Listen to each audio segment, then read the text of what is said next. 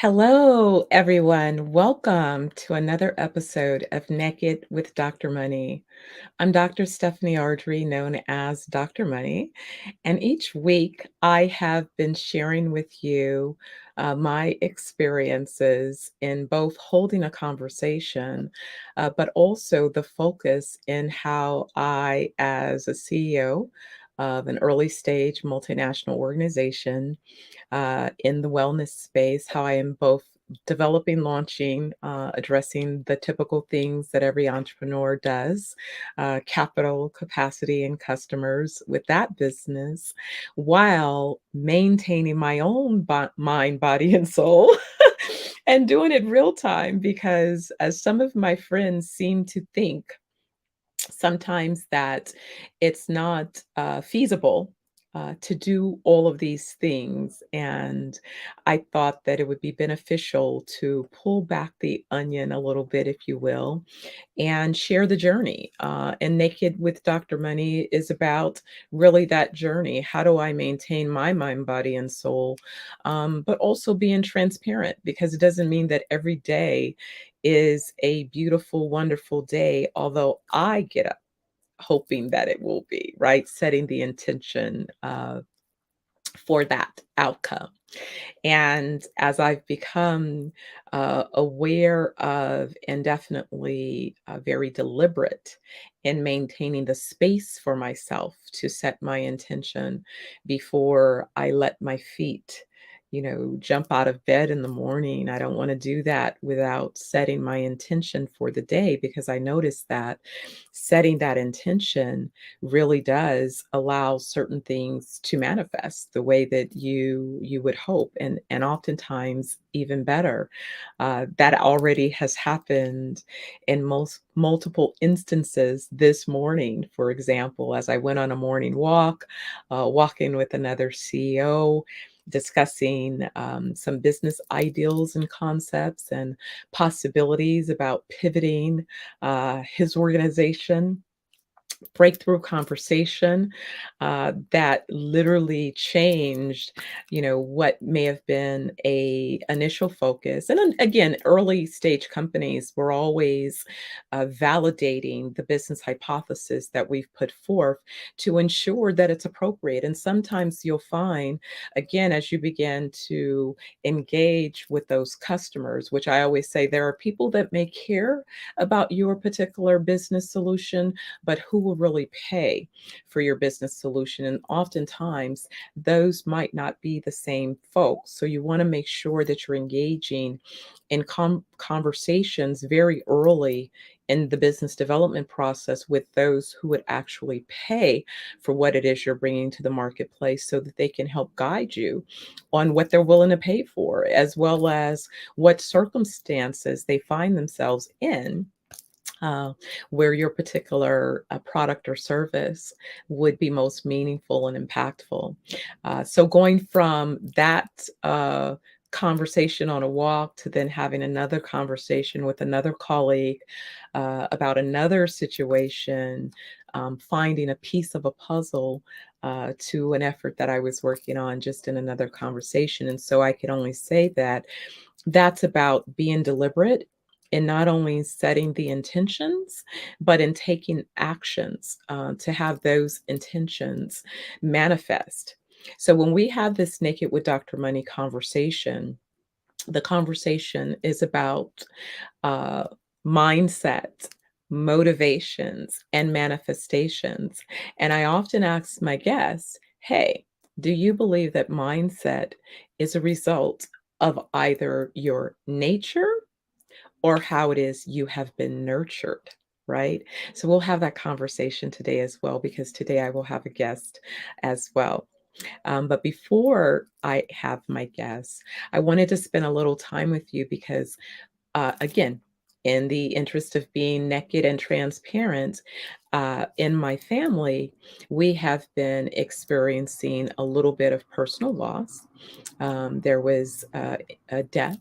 Um, my cousin's wife, my cousin's their mom. Unfortunately, she passed last year.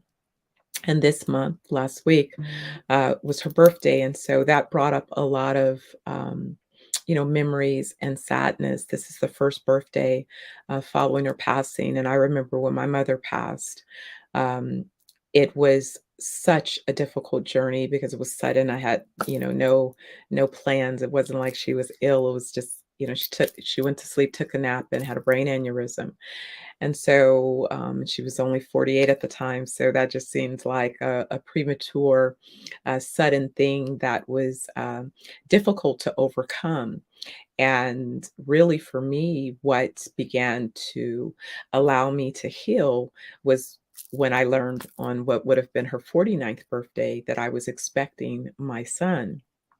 um, that allowed me to change a mindset. And really, in changing that mindset, that gift was given to me by a friend who had taken me to lunch and really reminded me about the things that I loved and that I could be grateful for. And one of those things was that I love teaching. I love teaching and helping and building people and organizations. And so he reminded me that by the baby being in the womb, that would be the ultimate pupil, that I would get to shape and frame his possibility.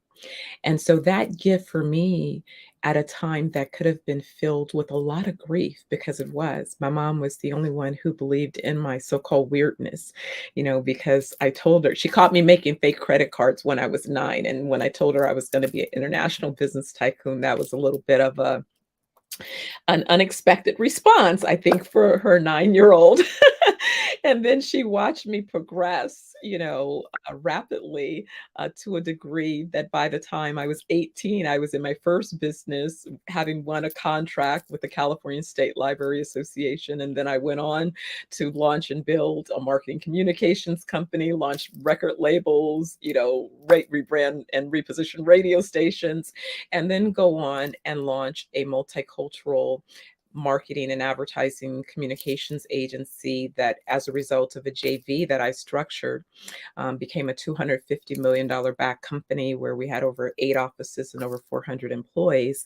And at that time, I was yet the youngest person on my staff. So, by the time I was 30 and lost my mom, that was like I guess people say their midlife crises. I had my midlife crises. I had it all at the same time. So it took a lot, to want to rebuild and heal and bounce back from that, particular outcome. And so along that journey, what I realized is that I invested in particular tools. And by investing in those tools allowed me to find my way out of the valleys. Because, yes, there were plenty of valleys. And I'm sure there'll be additional valleys as I continue because, we have peaks and valleys, they're seasons. And sometimes things are growing, uh, sometimes things are being pruned away from your life, from your experience. And this happens for different reasons. Some of it has something to do with you, some of it has nothing to do with you. Sometimes it's because you are making an impact on humanity in a way that you didn't realize was part of your assignment. So it's important for us to realize that sometimes when we're going through experiences that don't necessarily feel wonderful at the time, that there is a purpose, there's a reason behind those experiences. And so it's about how you respond, to the experiences, and that is based upon your mindset, because the path that you choose, the motivation that you assume is going to be informed on how you interpret the information or the experience that you're having. But and I was thinking about the experience of loss, and then also recognizing that we're near the end of April.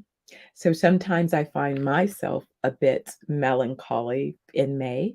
I told people that May, uh, since my mom's passing, had always become a challenging month because we had not only Mother's Day, we have her birthday, and then we have Memorial Day. And so I just felt like, could I just go from April to June so that I don't have to experience the sadness? But for those who may have new wounds, I want to encourage you because guess what? Over time, they say time heals all. But in my gratitude manual for today, there was a passage that I hope might be a little bit of a ease. So let me share that with you. And that is, I still miss those I loved who are no longer with me, but I find I am grateful for having loved them. The gratitude has finally conquered the loss.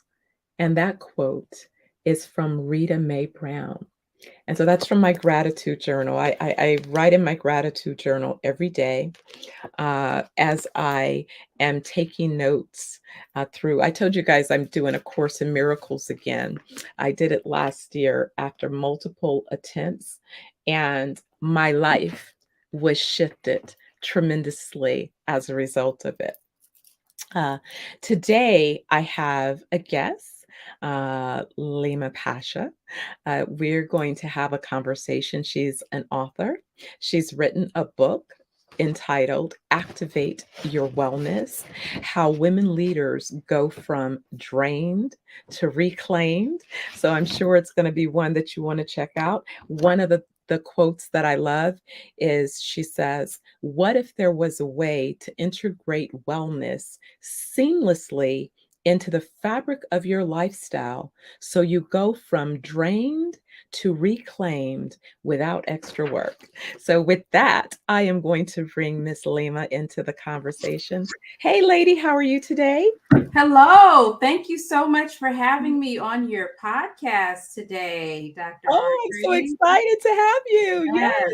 Yes, Yes, from day one, once we connected, it was like, yes, we're going to do things together. And so exactly.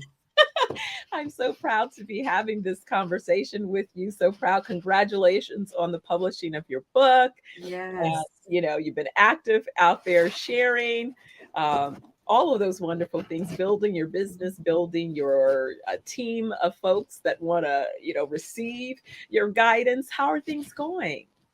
Things are going well. It is just very inspirational to start to talk to people and see all the shared needs that people have. Everyone's going through a similar experience with back to back meetings, no break in between, with the need for more workforce wellness and employee engagement. So I'm seeing some common themes around what people need in order to stop stress within their organization, and now it's time for them to take the next step and know that they can overcome all these changes that have been rapidly happening in the workforce. Now it's our chance to kind of, not put the brakes on, but learn to develop a strategy and a system where we can be more effective. It's not just something happening to us, like this was all thrust upon us. We weren't expecting the pandemic and everything, but now that things are starting to settle, how do we adjust and adapt in a way where we're better than before? Absolutely, and it's so interesting because I've shared with people that along my kind of educational journey after being an early entrepreneur in a larger organization, that when I went back to school, I found it important to really develop some additional tools around leadership, and so Mhm. I dealt with leadership and really organizational management around change management, because it doesn't Mhm. matter who you are and what it is that you're creating. Your vision is implemented by individuals. And these individuals right now are mostly human. I'm not going to say exclusively, because with AI and robots in the future, they're also planning to be part of the overall contributors to outcomes. But still, at the moment, we're mostly building organizations that require input of individuals. And individuals, they show up at your organization or they log on to your platform, but they also still have families. They still have lives that are, filled with all of the things that living life brings to bear. And if there's no way to sort of recognize, it's like, oh, leave that outside the door. Well, what happens if the door has been blended? Now, what do we say when it is that you brought your business into my household because you've shut down my ability to come, my kids to go anywhere? So now I'm trying to do my work. I've got kids crawling around my feet, it's, Mhm. and that's trauma. And so what I've been sensing is that if I take a pulse, we would say there are signs that all of us, this trauma, we're suffering levels, varying degrees Mhm. of post traumatic stress disorder. And so, first, if we don't acknowledge that there's something that's happening, how Right. then will we know where to look for the tools? Right? Because it doesn't show up Exactly. in necessarily a nice, clean message. Oh, I'm struggling from. Oh, no, it shows Right. up in a bunch of different symptoms, microaggressions, all of these Mhm. different things, irritability, Right. depression, overeating. It's any of Yeah. these things where you find yourself out of balance. Right. The symptoms of a Yes. problem, but Yeah. oftentimes it's diagnosed or it's misunderstood. And so I wonder if Exactly. that's what you're seeing as well in your Yes. conversations and in your encounters. Yes. Yes, in my conversations, I am seeing a lot of that, and I'm seeing a lot of people defining it as anxiety. Mm, So even though there might not be a constant threat that's still happening, people are still feeling that sense of anxiety, mhm, um, as if we're living in a they call volatile, uncertain, chaotic, and ambiguous. So that's one of the things that mindfulness hopes to curb when you start developing gratitude and meditation, a practice of that mhm. that can help you to get past some of the anxiety and to not judge yourself, to know that you're enough. Yes, yes, and so it's so interesting. So when I think about that, and it's a perfect segue into our conversation because I said, it's mindset that builds on then motivation and manifestations. And so let me ask you, in some of these conversations, would you say that, in your opinion, you've seen mindset? Is it more about the nature, or is it about nurture, or is it a hybrid of the two? What are you seeing? Well, that's a wonderful question. In my observation, as I believe as young children, we come already with mindfulness skills, but we kind of get away from that. We develop more of a rote way of performing. We don't like listen to our bodies and check in with ourselves when it's time to rest or time to do something. We're always on the go. So that's why I've had to kind of help my clients implement something where they put time for themselves on their calendar, even if it's 10 minutes in between Zoom meetings, to do some breathing practices where you scan your body. So my answer to that would be it's innate in our nature to be mindful, but we've gotten away from it because we're focused on the material things, focused on competition, focused on getting the job done. And we don't realize if we are more relaxed and more self aware, we can be more productive in the end. So, It's so interesting because I was on a morning walk with a colleague, and I was sharing how we're always talking about at times our time, the time challenges, their demands on our time. And I was sharing how I really have opted to give myself my mornings. Um, mhm. and it doesn't matter. I said, it doesn't matter what time I'm up. I'm up at the time that I'm up. But even when I'm up, the first couple of hours is about me doing what I want to do in terms of my routine. And I'm guided. Some mornings that I have a strong urge that I want to check in the news to see what's happening, because I don't sit in front of the TV often, checking in that way. But sometimes I'll have a desire to kind of see what's really happening so that I am aware. But then most of it is setting my intention. I'm like, before I get out of bed, I'm laying there, I'm doing breathing, I'm doing a meditation, I'm setting the intention for Right. my morning. I'm deciding, am I going to walk? Am I going to go to the gym? What am I going to do first? I've been doing a camera treatment, which is part of the protocols that we follow. I was having some stress that decided to land itself where my stress usually does, my shoulders, and so it's been causing me, some pain in the body. So I've been very aware of that and taking deliberate action to work on that so that I can move it out of my body so that it doesn't have an opportunity to manifest as something else. And see, a lot of times those are kind of the yield signs that we speed right on through, right? We go, Right. I know my body said something, but I was too busy to stop to try to pay attention when it was just a yield sign. Now it has become a full on fork in the road or a stop sign because whatever I failed to notice has now blossomed into something else. Very true. Yes. Yeah. Yes. So That I'm wondering also if you're seeing any of those signs in yes. not only the environments that you're addressing. Exactly. And that's critical. That's one of the things that I saw when I was in the workforce, that people um, ignored things like going for their annual checkups and things like that because they felt, oh, I'm too busy, I can't do it. When, if you think about the long term, you only get this body one time to take care of. So if you skip the things that you need to do to take care of yourself, and it turns into a full blown illness that I've seen a lot of women experience as they get into middle age, from breast cancer to diabetes, other things like that. If you thought about it, like, make sure you check your vitals, you have enough vitamin D, you're getting your sunlight, you're grounding. This could mean the difference between, a long term medical prognosis and a healthy lifestyle. Just think about it. Think about how much you're saving yourself in time and money over the long run versus just figuring out how you're going to, go to one doctor's appointment. So build No, health into your lifestyle.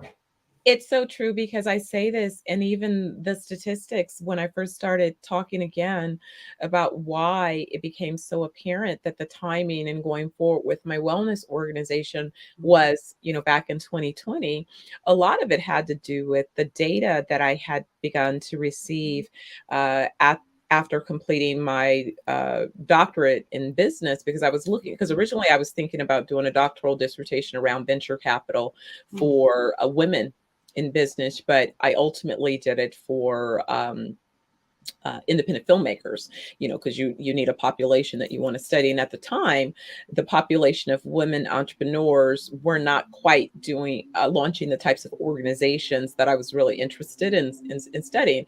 But subsequent to my completion, they started to launch those types of companies. So I began to get excited. So I'm watching the data. But what ended up happening was, as more and more women have begun to excel as not only executives, but as entrepreneurs, the sad statistic that's on parallel is now they are part of the top cohort of diabetes, stroke, and heart attack patients, Right. right? So now they're taking on the same stressors and the same ailments that males have experienced by assuming these same roles, which says that we can assume leadership roles, but we're going to have to experience a paradigm shift. Yes. We must recognize that we're building these systems. And if we don't build into these organizations and systems a wellness philosophy or culture, then it's only going to be as long as, because guess what? if you fall out dead tomorrow, they're going to advertise that position and someone else will be in line to fill it. So it's not worth compromising your health.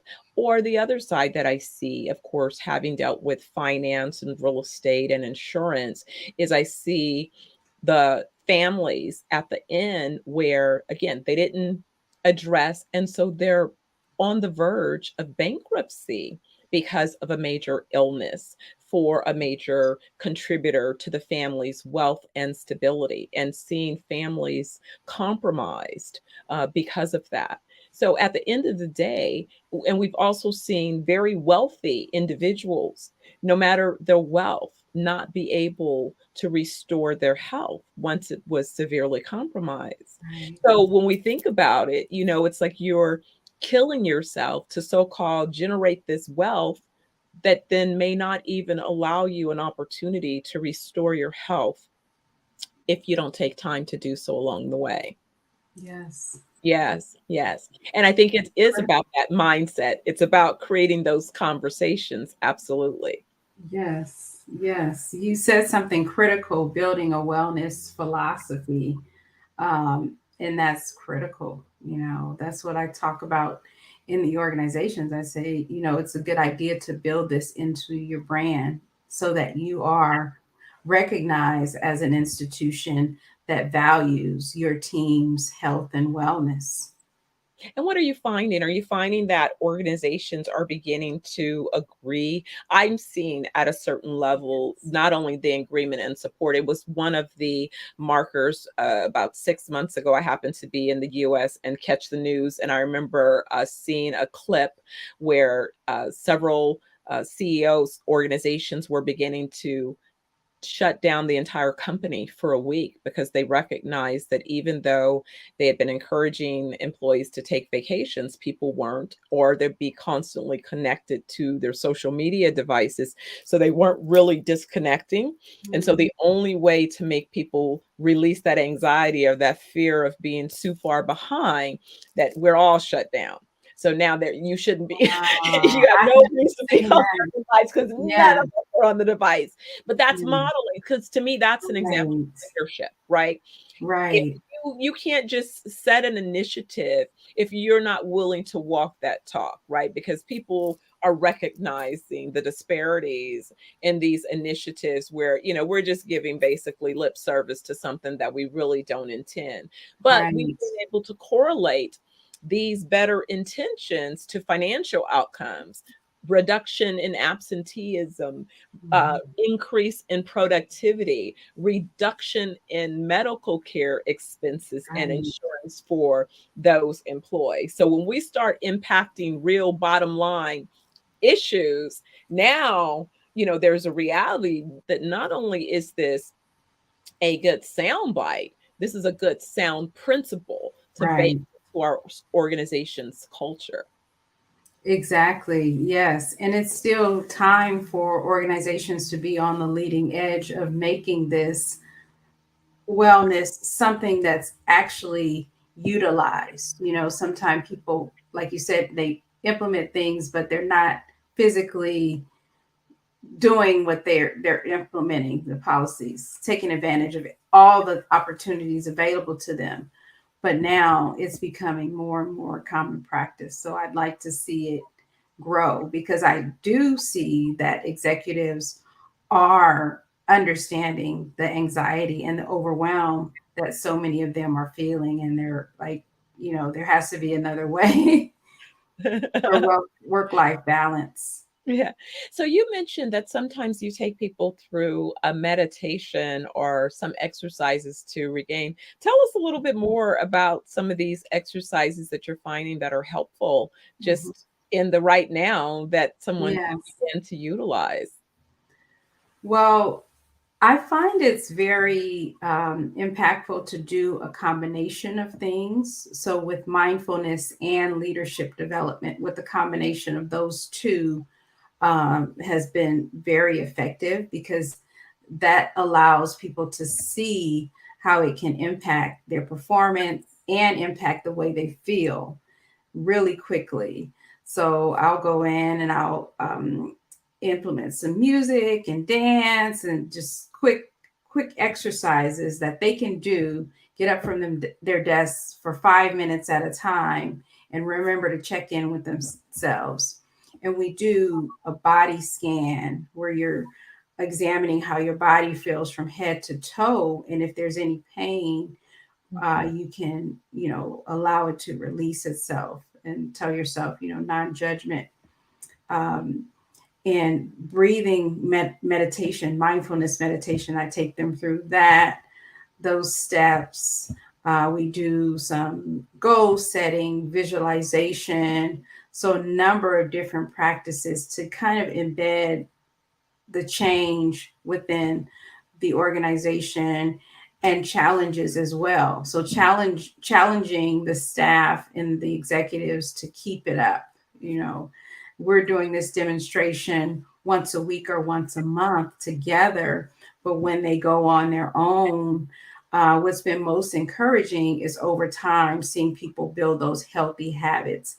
That's kind of Mhm. what my book is about. It's a guidebook to help you build healthy habits that you can continue on for a lifetime. It won't always feel like a chore. Eventually, it will be a part of who you are. Instead of being anxious and overwhelmed, you can go back to this practice of breathing intentionally and thinking about gratitude.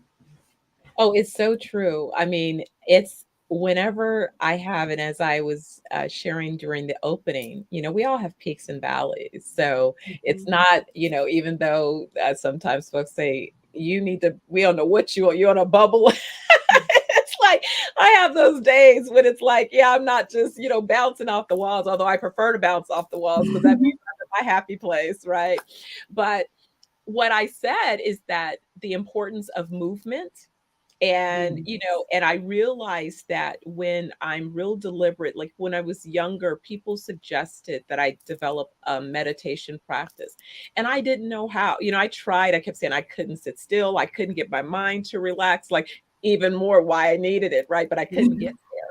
But finally, over this last couple of years, I was able to really get in that space of meditation. And once you've experienced where your brain can go and just how you feel, and then how more effective and clear you are in an instant, it's like you make the decision in a day and you can literally, in the next second, create a state change. And Yes. it's literally by shifting again how you're looking at or what it is you're focusing on in whatever circumstance you find yourself. And so that part is so empowering because you could be right in the midst of tragedy, and not saying that you don't give yourself the emotional space to acknowledge all of the various experiences around those emotions. Actually, you do, even more deliberately, you do, but you Right. also go into a meditative state and where you're setting a new intention Yes. that does not cause you to get stuck wherever those particular circumstances could potentially make you stuck or sticky, Yeah. That's attempting. critical. That's Yeah, critical. You don't want things to get stuck. You want to acknowledge and release anything acknowledge. that's no longer serving you because there's so much that we have that no longer serves us and we cling to it. I talk about in my book drama and trauma, pain Yeah, and anxiety. We harbor those things as if it's the best friend, and it becomes a habit. mhm. So setting that intention to create new habits is going to be critical to get to the next state. And that's the thing that people are oftentimes afraid of is change, right? Because by nature, we are creatures of habit. And so you sort of get comfortable in, well, this is the devil I know versus, the unknown. And it's like, no, no, no, stop with that, right? Mhm. That's why mindset becomes so critical. And so I find myself encouraging. I know I was always interested in reading biographies of Mhm. successful people, studying the journeys of even the families that created this country because they did it based on a strategy. And their strategy was, look, we could create a bunch of wealth if we could have the labor for free. So whether I agree with that approach or not, it was a business plan, right? And it was a business plan that proved to be viable up until the point that it was no longer viable in that way. So then they changed the business plan into another way. And I won't go down that path because, oh, Lord, boy, do I have a lot to say over there. That'll be for another show and another day. But the bottom line is that, well, how that shows up for each of us right now is Mhm. that as we engage in whatever environments we find ourselves, then we take on the pressures of those particular environments. So if it's where it is we live, what type of Mm. environmental hazards or toxins surround where it is we live, when it gets down to Right. our physical space and environments, but more importantly, where I think people miss it, what are you using to feed your mind? Because it starts there between your mental and your gut health, right? That's why we Yes. focus on mind, body, and soul, because we want to detox you in every level. And so if we start off by getting that gut detoxed, then we know we can probably also impact some of what's happening in the mind, because we want to shift the mindset, but we've got to disconnect those wires, those ties to the things that you've now made a habit. So we need to Right. rewire your thinking. And sometimes rewiring your thinking means a drastic, reset of the system. Yeah, Yeah. yeah. And people have to come home to themselves. That's kind of a mindfulness meditation term. And sometimes that can be painful, to sit there and figure out what are the thoughts that I'm thinking that are not serving me. When you're meditating, you become more aware of it. It's not that you're going to suddenly not think anymore. You become aware of your thoughts, and Mm. then you have more ability to reframe your thoughts in a way that could serve you in the long run. Wonderful. Well, I want you to tell all of us, well, I already know where to get the book because I already ordered my book. And I will have mine probably the next time that I come to the Bay Area so I can get mine autographed. Yes. I'll be bringing it up for autograph copy. But how could somebody get in contact with you if they're interested in learning more about your coaching, as Yes. well as purchasing your book? So visit my work website at www.leemapasha.com.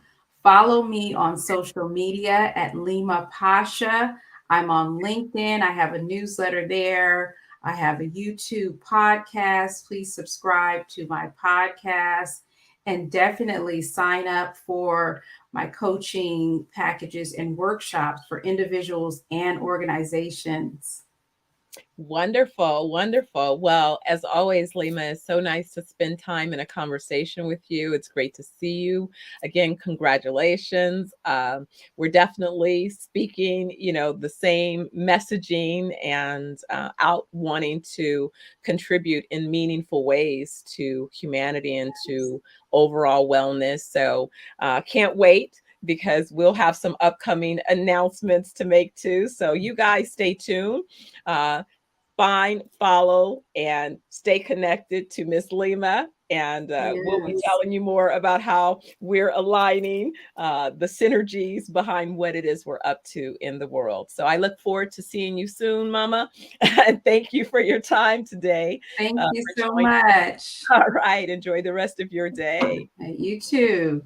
Okay. Bye. Bye-bye. So, everyone, again, I want to thank you for tuning in for another episode of Naked with Dr. Money. I want you to think about, until we connect again, what you are grateful for. Because no matter where you may find yourself, if you're feeling a little anxious, if you're finding yourself concerned, and guess what? It's understandable, because when you think about what's being shared, the news, sometimes the news can be toxic. In most cases, it can be. And so you have to guard your ear gates, because if that's all you're listening to, then chances are you're going to find yourself out of balance.